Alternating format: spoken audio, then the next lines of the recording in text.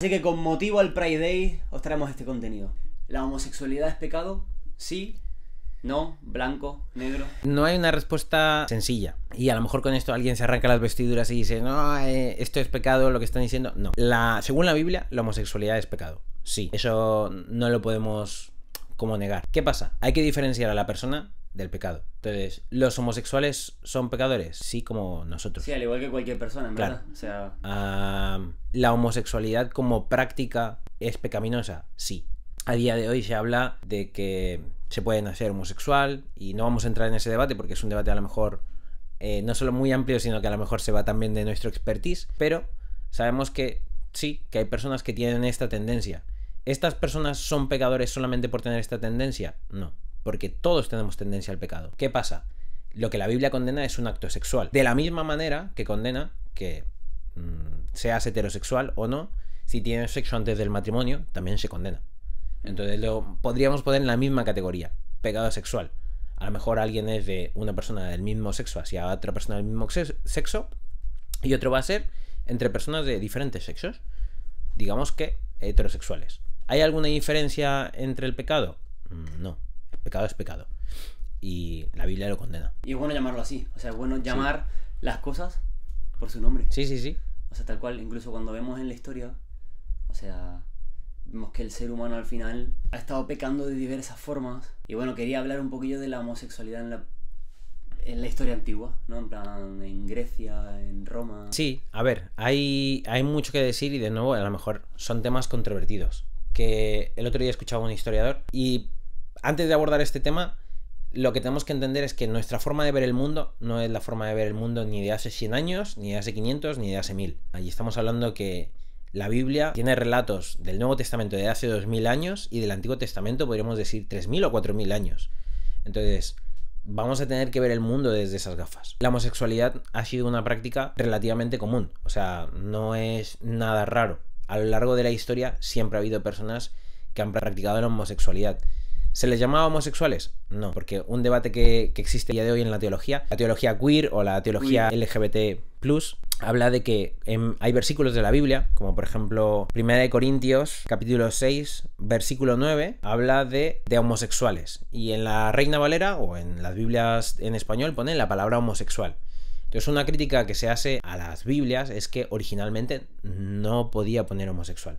Porque la palabra homosexual se inventa en 1946 o 64. Tengo ahí la dislexia. Entonces sí, es una palabra reciente. La palabra no tiene... Pero, sea que existiera esa palabra o no, siempre ha habido formas a lo largo de la historia de nombrar a las personas que tenían sexo con personas del mismo género, ¿no? Sabemos, por el contexto bíblico, que diferentes versículos, aunque evidentemente la palabra homosexual no se estaba usando porque no existía esa palabra, sí se estaba haciendo referencia al acto, que de nuevo la teología queer y todo esto habla de que realmente hace referencia a la pedofilia. Pero si estudias el contexto, tanto histórico como bíblico, no tiene sentido la referencia a la pedofilia, tiene más sentido a la referencia de personas que tienen sexo con personas del mismo género. ¿Por qué? Bueno, en el Antiguo Testamento se ven casos, pero en el Nuevo Testamento, que es donde hay más versículos que hablan sobre este tema, sabemos que en el Imperio griego había mucha homosexualidad. Ahora, no es la homosexualidad como la entendemos hoy. Era mucho de que personas de poder, maestros, líderes, etc., tenían como discípulos o personas a su cargo, y ellos eran las personas que abusaban sexualmente de estas personas, ¿no?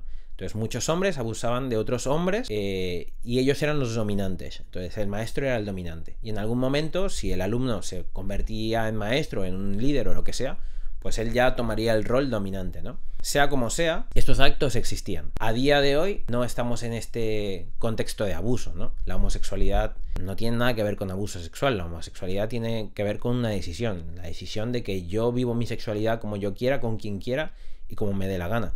Y eso, en un sentido, es positivo. O sea, es positivo de que la gente tenga la libertad de hacer lo que quiera. Y de hecho, eso es una cosa muy bíblica. En el sentido de que Dios dice, todo te es lícito, no todo te conviene. Entonces, en el pasado la gente hacía de su libertad como querían y algunas personas pues practicaban la No se consideraba homosexualidad como tal, porque no era eso, pero sí existía este acto de acostarte con hombres del mismo género, ¿no? Entonces eso la Biblia lo condena. Y condena muchísimas otras prácticas, de nuevo, ¿no? El sexo fuera del matrimonio, el adulterio. Hay muchísimas prácticas que se condenan. Y no solamente eso, sino que Jesús, cuando llega y da el famoso sermón del monte, lo lleva a un nivel más y dice: el hecho de que codicies a una mujer con tus ojos es como si estuvieras, versión Aarón, ¿vale?, practicando como ya el adulterio con esta persona. Como si te la estuviese comiendo. Como si te la estuvieses tirando, básicamente, ¿no? El estándar de Jesús es muy alto. Pero porque, y esto es importante, tenemos que entender que el pecado no es acostarte con alguien de tu mismo género. De nuevo, el pecado no es eso. El pecado es salirse del estándar que Dios ha puesto. La teología queer te va a decir que si realmente este versículo significa esto, pero que el amor es amor y cómo Dios va a condenar algo que es amor. Pero es que no se trata de eso. Cuando Dios crea la humanidad, la crea hombre y mujer. Y vemos que a lo largo de toda la narrativa bíblica, cuando hacemos una teología bíblica, o sea, analizamos toda la Biblia, desde Génesis hasta Apocalipsis, y podemos analizar el contexto o el patrón de sexualidad, matrimonio, vemos que Dios tenía un plan específico. Y de hecho, Dios condena la poligamia. A pesar de que Abraham, Isaac, Jacob practicaron la poligamia, no era algo que Dios quería. Y él más tarde lo condena. Entonces, vemos que Dios tiene una ética sexual desde el principio. Desde Génesis hasta Apocalipsis, esta ética sexual se ve muy evidente. ¿Qué es el pecado? El pecado es salirse de esa ética. Y puede ser mirar a una mujer o a un hombre, o puede ser tener relaciones con ellos. Cuando te sales de esa ética, es pecado.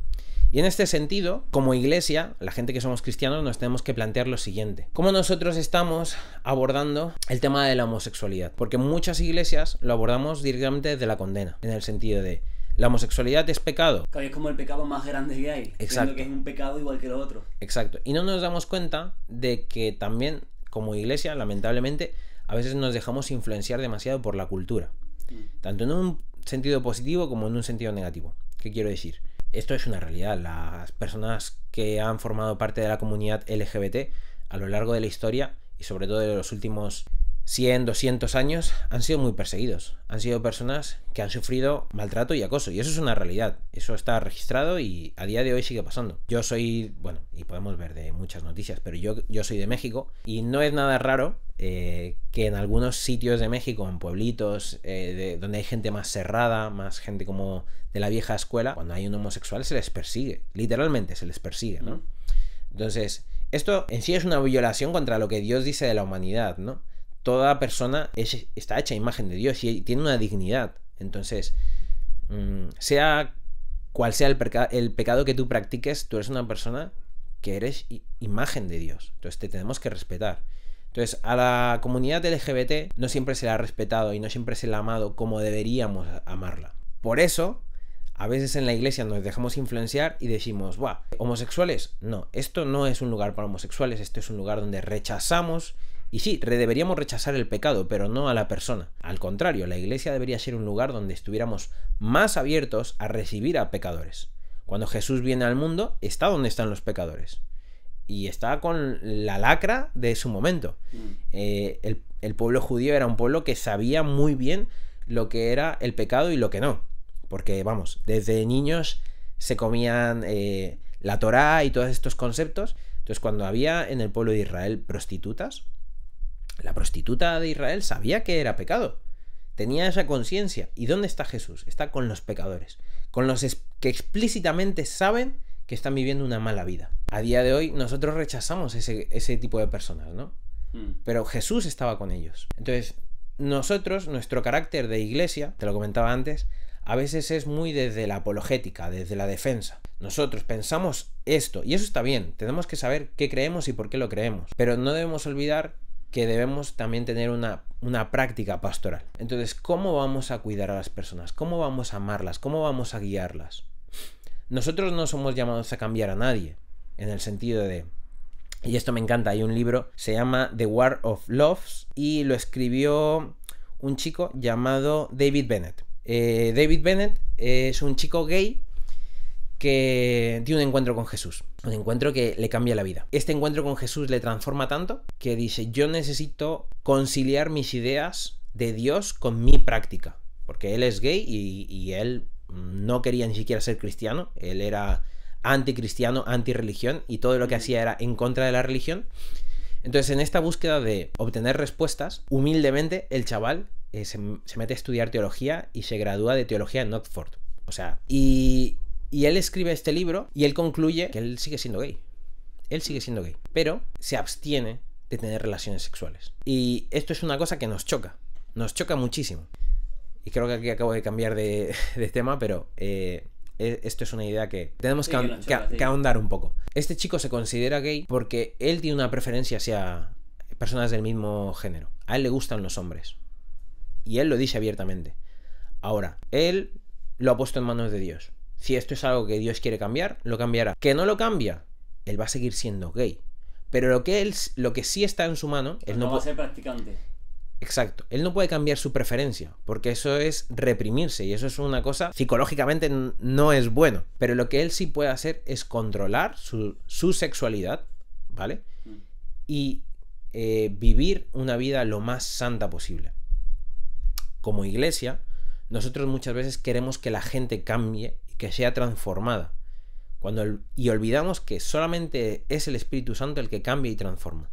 Habrá personas que su pecado, sea cual sea, van a ser transformados y lo van a dejar. Va a haber otras personas que van a luchar toda su vida con su pecado. El mismo apóstol Pablo, no sabemos qué era, pero él habla de un aguijón en la carne que le persigue hasta el final.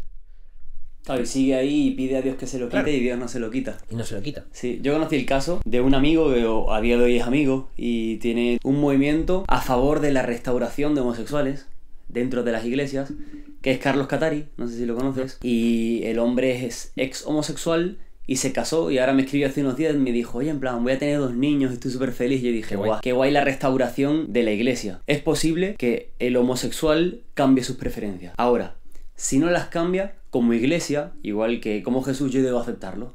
Me pasó la historia de que me dijo un chico, me encontré un chico homosexual por la calle que venía rebotado de otra iglesia y me decía, es que tú eres cristiano. Y dice, puf, yo fui a la iglesia y allí me dijeron que no, que si yo soy homosexual, que aquí no hay sitio para mí, no sé qué. Y yo le dije, tío, pero te lo han dicho líderes o pastores. Y dice, no, en plan, me lo dijeron ahí, ni bien entré. Y yo le dije, bro, muchas veces en la iglesia nos vamos a encontrar con personas que no reflejan la iglesia, o nos vamos a encontrar con personas que están aprendiendo a ser como Jesús. Entonces, claro, yo le hice ver de decir, tío, el pecado tuyo es la acción de ejecutar ese pecado, pero puede ser igual mi acción de ejecutar la mentira, ¿sabes? Nosotros lo que tenemos que hacer y a lo que somos mandados es a ir avanzando a ser más semejante a Cristo. Sí. Y me pasó con un chico de mi trabajo, que si ves este podcast te envío un abrazo, espero que todo vaya bien. Y cuando yo estaba trabajando me dijo, ¿has estudiado teología? ¿Eres creyente? Buah, voy a ser tu peor enemigo porque soy ateo, el diablo y homosexual. Y yo le dije, bueno, ¿qué problema hay? ¿Sabes? O sea, puedo tenerte amigo perfectamente, ¿sabes? No, yo no tengo drama. Cuando empezó a pasar los días, a establecerse una relación, al tiempo un día me cogió y me dice, mira, Bruno, que sepas que tienes una vibra muy especial y que yo a ti te acepto con o sin Jesús. El problema muchas veces es que nosotros como iglesia no aceptamos a la gente como Jesús la aceptaría. Y nada, Dios ama al homosexual, si no, ¿por qué? Sí, porque es creación suya. Dios los ama, y los ama tanto que dio su vida en la cruz por ellos. For God so loved the world. Exacto. Entonces, Dios los ama. Y la iglesia está llamada a amarlos. Y la iglesia está llamada a tener unas puertas muy grandes y siempre abiertas para que todo el mundo entre. En la iglesia, ¿o hay sitio para todos o para ninguno? Exacto. Y si abrimos las puertas de la iglesia para que todo el mundo entre, abrimos las puertas de la iglesia sabiendo que la gente no va a cambiar. Porque nuestra labor no es que cambien. Nuestra labor es enseñar a Jesús. Es guiarte a Jesús. Pero solamente Jesús. Que dan encuentro. Claro. Solo Jesús, a través del poder del Espíritu Santo, te va a cambiar y te va a transformar. Y de nuevo, o a lo mejor quita esa tendencia, o a lo mejor no. Si la quita, amén. Si no la quita, amén también. Porque te va a acompañar en tu proceso de vida hasta llegar al final. Y ahí es donde, como iglesia, también deberíamos aprender que nosotros estamos llamados a acompañar a las personas. Si alguien en la iglesia tiene esta tendencia, esta persona dice, vale, pues yo no quiero vivir de esta manera, pero sigue cayendo, ¿qué? ¿Se le va a echar de la iglesia? Ese es el... O sea, me explico lo que quiero decir. Hay otros pecados que todos estamos luchando, todos estamos cometiendo y caemos regularmente en ellos. Qué bonito cuando la iglesia lo sabe. qué bonito cuando te puedes confesar a la iglesia y la iglesia, que esto de confesar suena que es muy católico, pero es bíblico, puede escucharte, puede aceptarte y puede ayudarte y acompañarte en tu proceso. Esa es la labor de la iglesia. No es rechazar y decirte cómo tienes que vivir, no, es acompañarte para que juntos vivamos más como Jesús. Entonces, en este sentido, no es tan sencillo, ¿no? Decir, ¿la homosexualidad es pecado, sí o no? Pues el acto sí, la persona no. Y estamos llamados a amarlos, a cuidarlos, a protegerlos. También estamos llamados, como cristianos, a cuidar del mundo. ¿Y a qué me refiero? A día de hoy, porque las ideologías están siendo tan fuertes, parece que si tú no piensas como yo, eres mi enemigo. Y eso no es verdad. Si yo no pienso como tú... Claro, no pasa nada. O sea, no pasa nada. Normalicemos el no pensar igual. Exacto. Y vamos a suponer, por un momento, ¿no? Si alguien no es cristiano, vamos a suponer que Dios es real. Y vamos a suponer que la homosexualidad es pecado. ¿Vale? ¿Cuál sería el acto más amoroso que yo podría hacer por una persona homosexual? Pues decírselo. Ojo, amarlo, cuidarlo, estar con él, acompañarlo. Pero lo más amoroso que puedo decir es... Oye, estás haciendo algo que está mal. Exacto. Ojo, para esto hay que ser delicado, hay que ser inteligente. Posiblemente primero tengas que ser un amigo, tengas que tener la confianza y tener el derecho de hablar. Si no te has ganado el derecho de hablar, mejor cállate. Pero eso es un acto de amor.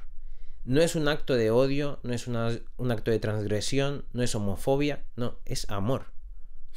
Ahora, eso, vivimos en un mundo en el que las ideologías son súper fuertes. Y esto ha sido una cosa que yo me he encontrado recientemente. He estudiado mucho del tema para debatir sobre algunos puntos, ¿no? De la teología queer, de la teología LGBT. Y a veces te das cuenta que estudiar no te sirve de nada. Porque da igual cuántos datos le sueltes a la persona, la ideología es más fuerte. Y eso es una pena. También nos tiene que llevar a reflexionar. Pero tanto a lo mejor a la ideología queer como a la propia ideología cristiana. Porque como cristianos tendríamos que estar abiertos a estudiar sobre el tema y estar abiertos a que sea la Biblia la que nos cambie y nos transforme. Y me gustaría preguntar, ¿no? ¿Cuántos cristianos van diciendo que la homosexualidad es pecado sin haber estudiado el tema primero? Eso es tener mucho valor, mucho, mucho valor. Primero estudiemos el tema con mente abierta, que sea la Biblia la que nos moldee. Y cuando debatamos con alguien, también debatamos desde él. Esta persona se mueve por una ideología, porque si es así, ¿qué le puedes decir que le convenza? Nada. A lo mejor lo único que puedes hacer es mostrarle amor, cariño y respeto, como hiciste tú con tu compañero, y poco más. A lo mejor dentro de muchos años vas a poder tener una buena relación como para decirle lo que tú piensas, por qué, y hacer una buena apologética de lo que tú crees. A día de hoy estamos llamados a acompañar a las personas, no a defenderlo todo. A mí me gusta mucho. Hay una frase de Santa Teresa que dice que ella no va a hablar de nada que no haya experimentado 1 o 1000 veces. Para que un discurso sea potente, tú tienes que haberlo experimentado. Pero ¿qué pasa? Cuando se trata de ideología, la otra parte no quiere escuchar un discurso experimentado. Lo que quiere escuchar es alguien que le ama y después, si eso, abren los oídos para el discurso experimentado. ¿Qué quiero decir? Si nosotros estamos en una aula magna con estudiantes y se nos hace la exposición de el por qué es racional creer en Dios o por qué no sé qué. O sea, esa gente está ahí porque quiere escuchar ese discurso. Entonces, con experiencia, tu discurso cobra potencia y tiene una trascendencia. Pero cuando se trata de una ideología, que es como el discutir, por más que sea sanamente, a la gente no le interesa la experiencia. Entonces, qué interesante eso de que al final el poder que tiene la iglesia, que la gente de fuera de la creencia cristiana no tiene, es el amor. Sí. El amor que vence sobre el miedo, el amor que vence sobre ideologías, el amor que vence sobre cuando todo se cae, o sea, literal. Sí, y si podríamos hacer un mini resumen para un clip. Sí. La gente que piensa que ser cristiano es homofóbico es que no saben qué es ser cristiano. Y la gente que es cristiana y es homofóbica es que no saben qué es ser cristiano. Al final, te ha molado, ¿eh? Al final estamos llamados a ser seguidores de Jesús y tratar a las personas como Jesús las trataría. Y curiosamente, Jesús es más duro con los religiosos, con los que se supone que conocían más a Dios. Y con quien tiene más compasión es con los que sabían que pecaban, pero se daban por perdidos. Siempre, bueno, es que este versículo me emociona, ¿no? Cuando, creo que es Juan 7, perdón si me estoy equivocando, cuando pillan a una mujer en el acto y la llevan y la tiran enfrente de Jesús, y la respuesta de Jesús es escribir en el suelo. Y quien sea libre de pecado que tire la piedra, y luego mira a la mujer y no la condena. Le dice, no peques más. Porque esa frase es una frase de amor. No peques más. Buah. Creo que eso es lo que estamos llamados a ser como iglesia. Y a no tener miedo. Si es pecado, es pecado. Y te lo digo, pero desde el amor, no desde la condena. Una vez me dijo un amigo mío, porque en verdad, la verdad, gracias a Dios conozco mucha gente, trabajando en el Domino's, me dice, no, porque tú eres cristiano. Y dime, te hace una pregunta. Dice, ¿los homosexuales vamos al infierno? Rayo, claro, o sea, se entiende de homosexual practicante, ¿vale? Bueno, yo le dije, sí, pero yo también soy cristiano y yo te amo. Y el chaval se quedó rayadísimo porque dice, hostia, un hombre que es hetero diciéndome que me ama, ¿sabes? Y por medio de esa frase es como que después al final me gané una amistad con él y él estaba dispuesto a escuchar del por qué él se va al infierno por su pecado, al igual que yo por mirar pornografía, por codiciar mujeres, por mentir, por robar, ¿sabes? O sea, me podría ir al infierno. Muchas veces como eso, como que los pecados sexuales hacen el ¡pum! Porque es algo físico. Pero lo más peligroso para el ser humano, y esta es una frase que me encanta, es esa cosa que tú tienes en tu interior que sabes que te está matando. Ya. Y que nadie sabe y nadie conoce. Totalmente. Y al final la homosexualidad es mucho hacia afuera. Sí. Pero los otros son hacia adentro. Entonces, corazón contaminado al final actúa contaminado. Claro, ¿qué es más peligroso? ¿Alguien que explícitamente abraza su pecado o alguien que abraza su pecado pero lo oculta? Tiene más peligro la persona que lo oculta, que cree que está bien pero realmente no lo está. Y como decías, y a lo mejor cambio un poco de tema, pero esto es importante. Puedes decirlo a modo de reflexión de oro. Y ponemos de broche y cerramos. Bueno, vale. Los pecados sexuales son muy llamativos porque, bueno, tenemos una historia, tenemos un contexto muy católico romano y la sexualidad era algo así como muy... ¿Tú has visto la monjita que sale en la televisión? Yo también tengo deseos sexuales, pero los lucho así. No. ¿No? TikToker. No, tengo que verlo. Sí, te lo pasaré. Pero eso no es como muy escandaloso, los pecados sexuales. Pero realmente, como tú has dicho, pecado es pecado, ¿no? Da igual el pecado que sea. Ahora, hay una... Cuando hablo de estos temas sobre la homosexualidad, y siempre pongo el ejemplo de este teólogo cristiano que se sigue considerando gay porque su atracción es hacia alguien del mismo género, pero decide abstenerse y vivir el celibato, la respuesta siempre es como, qué injusto, qué mal, qué vergüenza. Porque vivimos una época Disney. ¿Y qué es eso? Haz lo que quieras, sé como quieras, vive como quieras. Que es un eslogan muy bonito, pero es lo más poco realista y lo más... alejado de la realidad. Pero no solo eso, es que ahí hay mucha falta de amor. Hay muchísima falta de amor. El amor verdadero no es hacia ti mismo. Porque si el amor es solo hacia ti, entonces tú eres un egoísta, un egocéntrico, un ególatra. El amor es cuando te amas a ti y amas a otros. Y curiosamente, cuando Jesús viene al mundo, Él se abstiene de tener relaciones. Él abraza el celibato. Y muchos de sus discípulos abrazan el celibato. Y a lo largo de la historia de la iglesia, muchísimas personas han abrazado el celibato. El celibato es como una cosa así, como... igual, como muy, muy rara y tal y cual, pero no, nunca lo ha sido. Es personas que en algún momento dijeron, pues yo tengo problemas sexuales, o para evitar problemas sexuales, simplemente me abstengo. Por amor a mí, por amor a Dios y por amor a mis hermanos.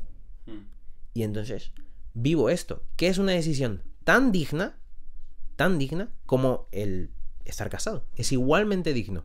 No es ni una más santa, ni una menos santa, ni una más rara, ni otra menos rara. Es lo mismo. Es la decisión de tú vivir tu vida como tú quieras por y para amar a la gente. A día de hoy es antinatural, pero es porque tenemos una cosmovisión muy deformada de la vida.